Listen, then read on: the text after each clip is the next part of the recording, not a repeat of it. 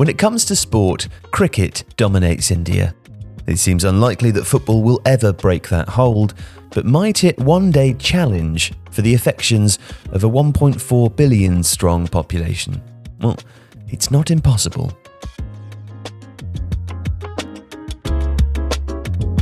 Jan Dander plays for Scottish Premiership club Ross County, and unusually for a player in a European league, is of Indian heritage and should be eligible for, and an asset to, the India national team.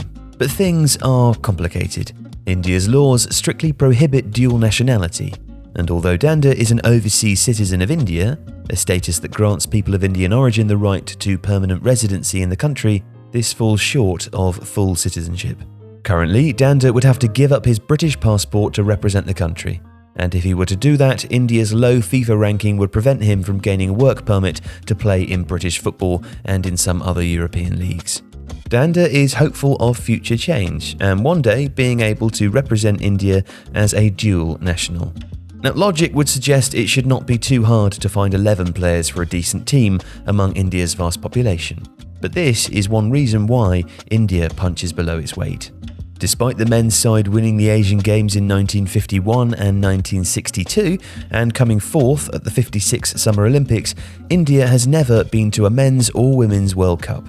The men's team qualified in 1950 but pulled out because the Football Association did not take the logistics seriously. In the men's national team rankings, India has been on an upward trajectory but still languishes behind Benin, Kyrgyzstan and Lebanon, all of which have less than 1% of India's population. Everyone who knows Indian football says that the raw population is of limited relevance though. It's not about the population, it's about coach education, says Stephen Constantine, a former manager of the men's national team from 2002 to 2005 and 2015 to 2019, when the side climbed from 173rd in the FIFA World Rankings to a peak of 96th and 101st when he left. If you don't have decent coaches, you won't have decent players, he says. But of course there are other factors too. Indian Super League clubs can have up to 6 foreign players in their squad and 4 on the pitch, so the competition does provide opportunities for the country's brightest young talents, but the competition only has 20 league games a season, leaving India players off the pace against other Asian teams in qualifiers. FIFA's decision to expand the Men's World Cup to 48 teams has and will help though. The 2026 World Cup will have 8 guaranteed spots for Asian teams, up from 4 in 2022. The Bandra Kurla Complex district in Mumbai is the base of the sporting operations of Reliance Industries, a giant Indian conglomerate that is a key player in cricket. It owns the Mumbai Indians franchise, and it's where Indian football's evolution is being masterminded. The objective is to play in the World Cup as soon as possible, a spokesperson for Reliance told The Athletic. People have realised that you're not going to change the culture of the country immediately. You have to realise that we're a little bit behind. Citing the example of China as a country where football tried to grow too quickly and has since fallen into turmoil, Indian football is instead pursuing a more sustainable path. Reliance makes no attempt to sugarcoat the country's dismal record. Barely any Indian-born players are playing senior professional football outside the country, and some who have tried have struggled. Reliance says it's trying to improve the situation through better coaching and infrastructure. And one of the difficulties of Indian football is that the centre of political power, Delhi, and its biggest city and commercial centre, Mumbai, are not quite footballing hotbeds. Rather than making young players travel thousands of miles from home to play in a top academy in Mumbai, Reliance recently set up a satellite centre in Mizoram, in the northeast, close to the border with Myanmar. The organisation wants to target large parts of India where football is the number one sport, even surpassing cricket. Now, one perceived difficulty is actually based on an incorrect stereotype. It's not accurate to claim that India does badly at football because of the physical attributes of its population.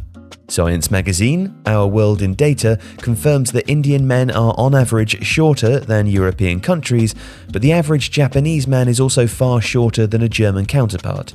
That did not stop Japan from beating Germany at the World Cup in Qatar. Besides, in a country as large as India, there are significant differences between the regions, and in any case, being short is hardly a barrier to impact in the modern game. And football is growing quickly, due mainly to how people can access the game. The opening 2 weeks of the Premier League 2022-23 season saw a 95% increase in Indian viewership compared to the first 2 weeks of the previous year. The league says expanded regional language coverage is a key contributor, with more than 70% watching in local languages, including Bengali, Malayalam, Tamil and Hindi, rather than English. Many watch on portable devices as the country's population ramps up its use of smartphones. Deloitte estimates that around 1 billion Indians will have a smartphone by the time of the 2026 World Cup, with most of this growth coming in rural areas.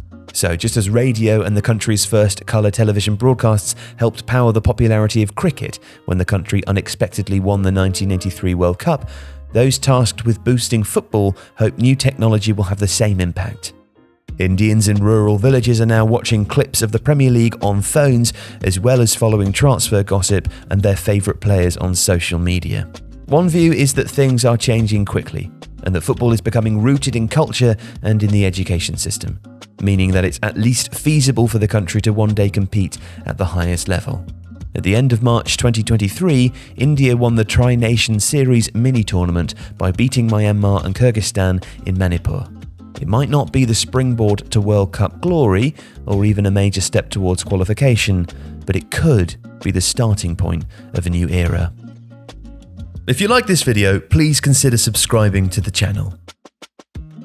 The Athletic is home to some of the world's best sports journalists, including journalists dedicated to each Premier League team, so every fan gets the coverage they deserve, not just the big clubs. And you can try it for free now for 30 days. See the link in the description.